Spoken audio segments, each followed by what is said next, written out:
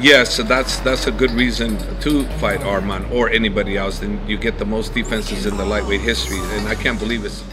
Pelatih kepala American Kickboxing Academy, Javier Mendez, cukup percaya pada muridnya Islam Makhachev bisa menelusuri ke divisi lainnya ke kelas menengah. Namun pada saat yang sama, sang juara di divisi tersebut malah menertawakan dengan kesan meremehkan kemampuan sang juara divisi kelas ringan itu. Listen, I'm not the one who's going to say no. You have to at the very least, defend your belt three times, maybe four.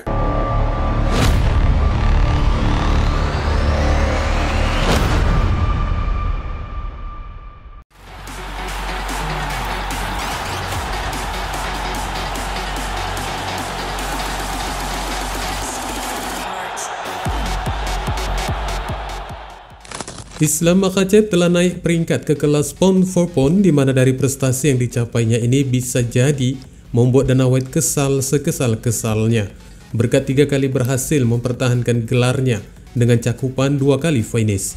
Dari kesemua raihannya saat ini, Islam Makhachev memiliki rekor 14 kemenangan beruntun dan telah memenuhi harapan banyak orang untuk mengikuti jejak Khabib Nurmagomedov. Pertandingan ulangnya melawan Arman Tsarukyan di UFC 308 yang mungkin akan tertunda akibat cedera tangan yang dialami Makhachev masih menjadi tanda tanya apakah akan tetap berlangsung di akhir tahun ini atau terpaksa harus menunggu hingga ke tahun depan. Namun apapun itu bentuk kisahnya, bagi Mendez dia meyakini jika Islam Makhachev akan kembali mempertahankan gelarnya untuk yang keempat kalinya sekaligus memecahkan rekor di kelas ringan UFC. Keyakinannya ini disampaikan pelatih itu kepada Red Corner MMA dengan mengatakan, Yes, so that's a good reason to fight Arman or anybody else, and you get the most defenses in the lightweight history. And I can't believe it's 3 is the is the record, you know. So that's just amazing how it turns over, you know. So many fighters have won titles there, but they never kept it more than 3 title defenses. So Islam will break a record, and I want to see him go down as one of the greatest of all time, and I believe he's on track to do that. So him defending that lightweight title is on track for that. Then after that, let's see what happens. Maybe Islam gains weight and goes 185. I mean, he'd have to gain weight, obviously, because that's a little big for him. But you never know. He's that good. I mean, pound for pound number 1 for a reason.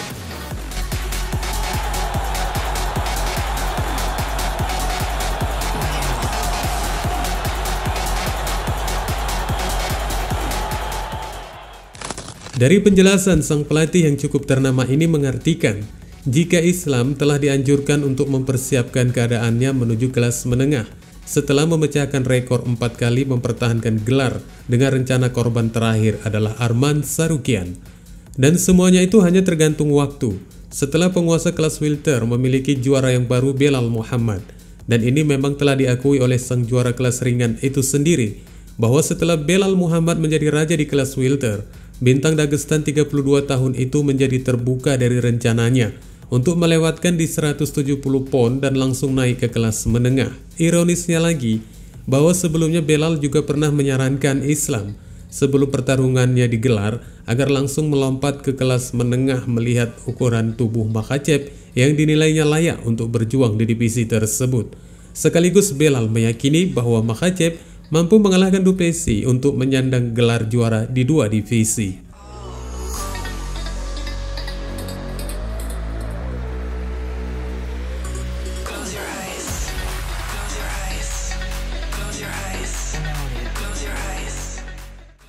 Dari beberapa dukungan untuk Islam Makhachev menuju kelas menengah, apakah ini yang menjadi penyebabnya atau tidak? Namun yang pasti The Steel Knox cukup mengartikan tidak menyetujui rencana dari tim Islam agar juara kelas ringan itu menuju divisinya.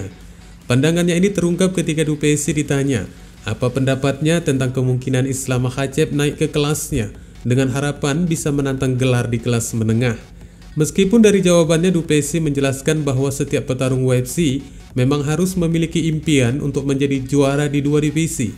Namun menurutnya masih ada batas garis yang cukup panjang yang harus diselesaikan Makhachev terlebih dahulu. Dan jangan sampai Islam Makhachev bermimpi terlalu besar menurutnya, seperti yang dikatakannya sebagai berikut. What can I say? I mean, that just sounds. But I mean, Yeah, everybody can dream, right? Everybody, I always say, never cap your dreams and dream big, but he's dreaming real big. I'm very big.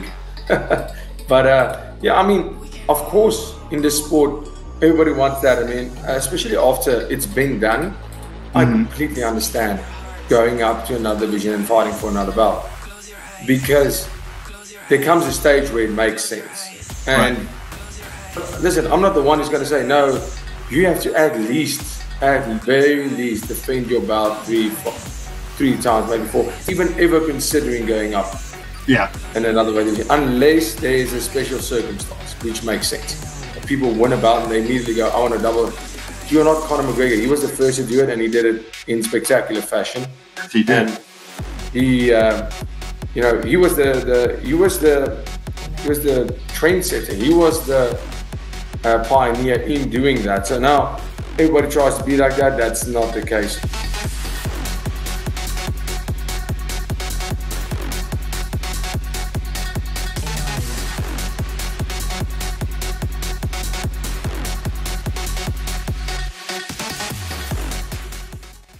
Mungkin banyak orang berasumsi yang berbeda-beda dari komentar juara divisi kelas menengah ini, di mana dia terkesan melarang untuk Islam Makhachev menuju ke kelasnya dengan beralasan bahwa peluang itu tidak bisa serta-merta seperti apa yang telah dilakukan Conor McGregor. Namun pada intinya semua petarung memiliki hak yang sama untuk mencoba naik kelas. Di luar apakah dia memang benar-benar mampu atau tidak, rasanya itu bukan menjadi urusan bagi petarung lainnya. Dan Du Plessis sendiri juga masih memiliki pekerjaan berat di saat akan berhadapan dengan mantan juara di kelasnya Israel Adesanya di akhir pekan depan di UFC 305.